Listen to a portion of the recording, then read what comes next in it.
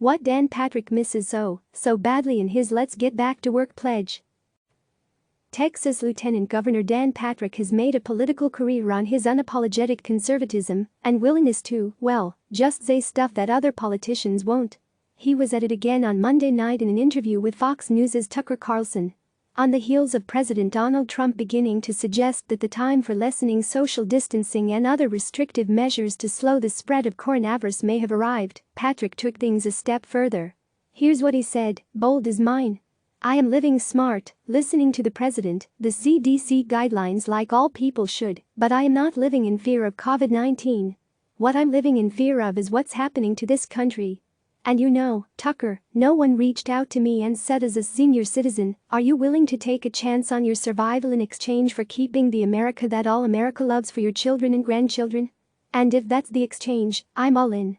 And that doesn't make me noble or brave or anything like that. I just think there are lots of grandparents out there in this country, like me. I have 6 grandchildren, that what we all care about and what we love more than anything are those children.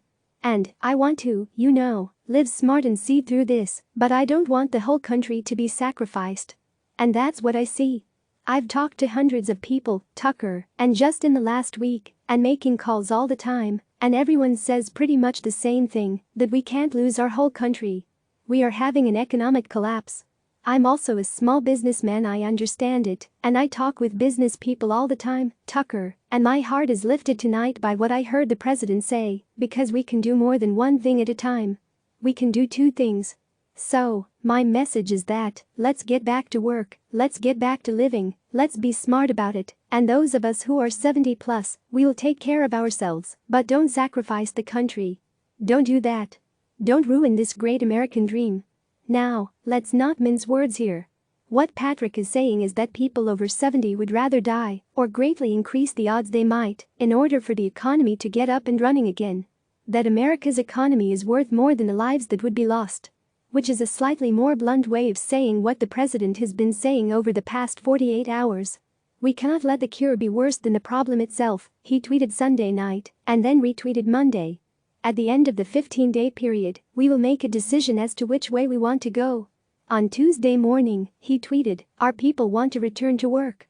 They will practice social distancing and all else, and seniors will be watched over protectively and lovingly. We can do 2 things together. The cure cannot be worse, by far, than the problem. Congress must act now. We will come back strong.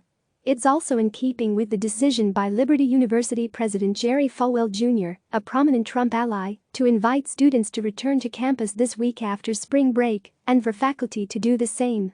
The argument is simple. The economy is likely headed into a recession. Unemployment claims are expected to soar. Small businesses are being crushed by shelter-in-place orders around the country. If things continue like this, the economy may totally collapse, no matter what Congress passes or doesn't pass in terms of economic stimulus. And we can't let that happen. So, we need to start getting back to normal, even if that means a few more people get sick with the coronavirus, and, yes, some die. Like many supposedly simple arguments, this one only makes sense if you ignore some known facts. First and foremost, to agree with Patrick, you have to be willing to put a price on human life. How many more deaths that would be caused by abandoning our current policies of social distancing, even in lower-risk communities, would be worth the economy beginning to hum again? 100? 1,000? 10,000? And does that equation change if it's your parent or your grandparent? Or maybe even you? Here's what we know about coronavirus. It's a very good spreader. For every person who gets it, they pass it to 2 other people. Do a little bit of math and you see that exponential growth from just a single infected person. It's why we have seen both the number of positive tests and the number of cases grow so rapidly since just earlier this month.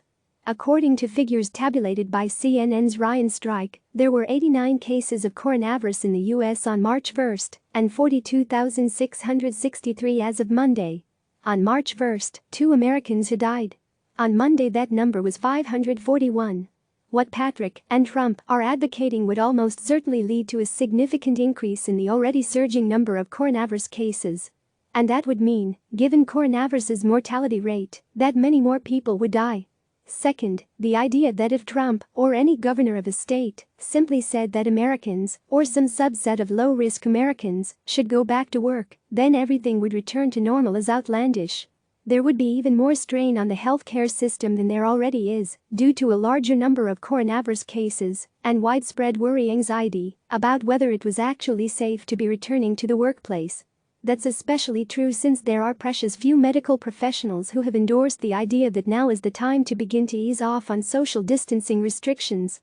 If anything, experts have said those requirements need to be made stiffer. So, when you dig even a little bit into Patrick's idea, you see it is deeply flawed. Click subscribe to receive the latest news.